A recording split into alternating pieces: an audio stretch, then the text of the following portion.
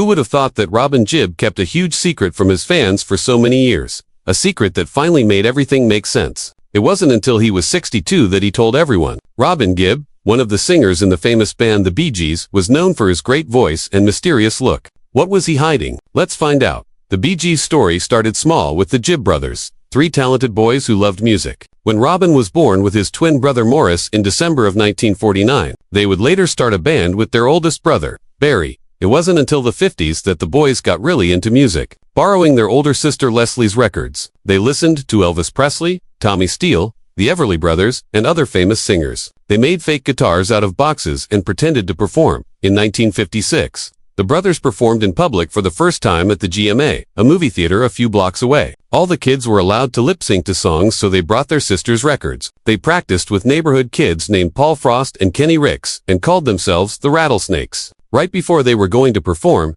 the sound guy dropped and smashed Leslie's record. How unlucky. But the Gibb brothers were not the type to give up. Luckily, Barry had a real guitar, so they performed while he played. All the kids loved it, and the brothers wanted to keep singing and get noticed. By May 1958, the Rattlesnakes had broken up after Paul Frost and Kenny Ricks left. But the Gibb bros were not going to stop. They got back together and started a new band called Wee Johnny Hayes and the Blue Cats, with Barry using the stage name Johnny Hayes.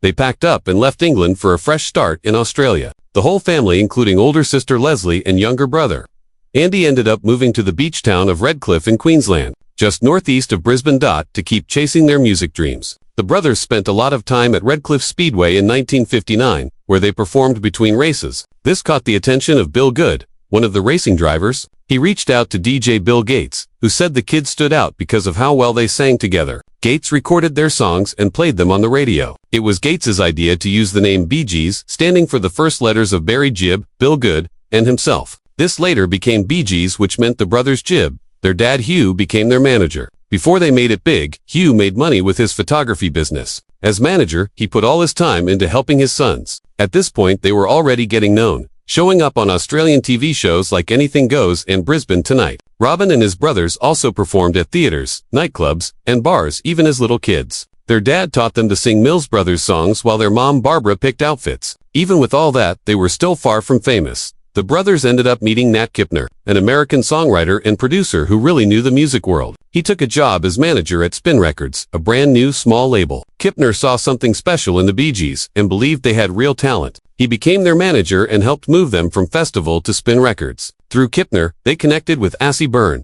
a talented engineer who believed in the brothers. Byrne welcomed them into his studio at St. Clair's Studios in Sydney, where they started recording. Even though the studio wasn't fancy, it gave the Bee Gees the chance to find their sound. From this point on, they got more popular, making it to number 35 on the charts. In February 1967, something really big happened. The Bee Gees tried out for Robert Stigwood, a well-known guy in the music business who was great at finding talent. The audition went well, and Stigwood signed the Bee Gees to a 5-year deal. Their music would come out through Polydor Records in the UK and Atco Records in the US. Pretty soon, people started comparing them to the Beatles. To make their group stronger, they added Colin Peterson and Vince Maloney. Their next single, New York Mining Disaster, 1941, got people really talking. Radio stations got copies with no labels, just the song title, starting rumors it might be a new Beatles song. The mystery pulled listeners in, and it quickly hit the top 20 in both the UK and the US. In 1968, they had a big 7-week tour planned in the US. But right before it started, Robin Gibb collapsed and had to go to the hospital. He was told he had nervous exhaustion from all the stress. Even when Robin was out, Barry and Morris kept making music, but it just didn't feel the same. Arguments blew up over the single 1st of May, where Robin wanted Lamplight to be the main song. Feeling left out, Robin decided to leave the Bee Gees in 1969. Barry and Morris tried to keep going, but could feel that he was missing. Meanwhile, Robin did really well with his solo hit, Saved by the Bell. Once so close, the brothers were going their own ways, leaving fans wondering if the Bee Gees would ever reunite. By the mid-1970s, they started to fix their rocky relationship. While on vacation in Spain, Barry found himself thinking hard about everything. Morris reached out to Robin to say sorry about their earlier fights, and that small act helped bring the Bee Gees back together. Their reunion was a big success. In 1971, they put out their 9th album, which included the hit, How Can You Mend a Broken Heart, getting back into the UK top 10.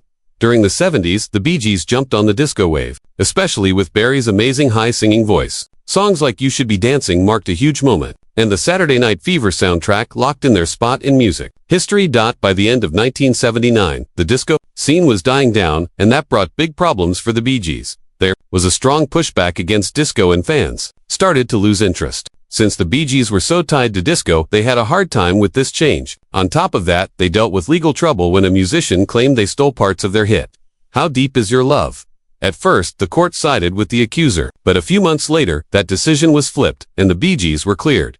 Even with all the hard times, the Bee Gees held on to their love for the stage. At one of their shows, they honored their late brother Andy Gibb by adding his voice to their song, Our Love Don't Throw It All Away. It was a really touching tribute that reminded everyone of Andy's spirit. This emotional moment motivated Barry, Robin, and Maurice to kick off a world tour called One Night Only. The tour was a huge success, breathing new life into their careers and reconnecting them with fans all over the world.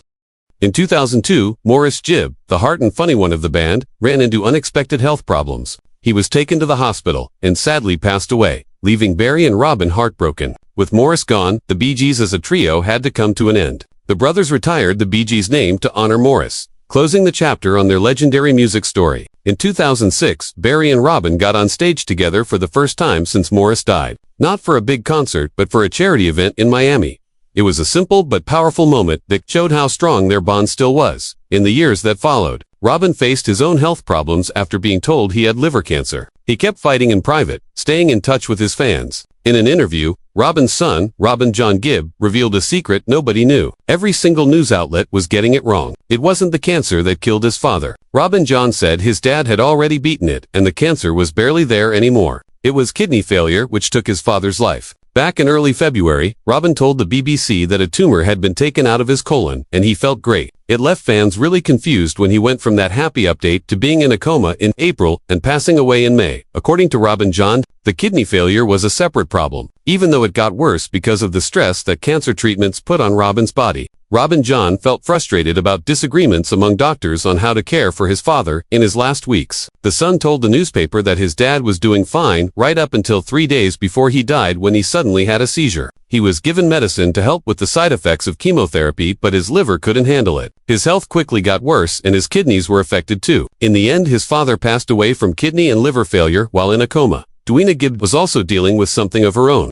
The couple had been open about their marriage. Robin had a child with their former housekeeper, and Dwina had been open about being attracted to women. But after 28 years, it was clear they still really cared about each other. In 2009, Robin had a daughter named Snow Robin Gibb with their housekeeper Claire Yang, who was almost half his age. Dwina, an artist and druid priestess, was extremely upset when the truth came out. She felt deeply let down. Robin Gibb's estate is said to be worth over $140 million. Robin also had 2 older kids from his first marriage to Molly Hullis, a daughter named Melissa, and a son named Spencer. His marriage to Hullis did not survive fame. He reconnected with his kids when they were 12 and 10. By that time, he was already married to Dwina, who he met in 1980 while she was working at a beanbag factory in London. Another secret that wasn't really talked about was the tension between the brothers. In the early days of the Bee Gees, Robin was getting most of the attention, which caused jealousy with Barry and led to him leaving the group for a bit in the late 60s. While that tension pushed their creativity, it also caused problems in their personal lives, creating a lasting rift between Robin and Barry. This tension was still there during Robin's battle with cancer and sadly lasted all the way until his passing. Barry deeply regretted how broken their relationship was and shared his feelings in a moving speech at Robin's funeral. After Robin passed away, Barry made the touching choice to honor the legacy they built together. In 2013, he went on his first solo tour, a heartfelt tribute to his brothers and the amazing journey they shared. Each song became a beautiful way to honor their shared music, love, and unbreakable bond of brotherhood. In 2016, Capitol Records signed a deal to keep the Bee Gees' music alive for new fans, helping build on their lasting legacy. Even through tough personal times, their songs kept inspiring people and bringing fans of all ages together. At the heart of their timeless hits is a story full of brotherhood, resilience, and a legacy that will stick around for a very long time.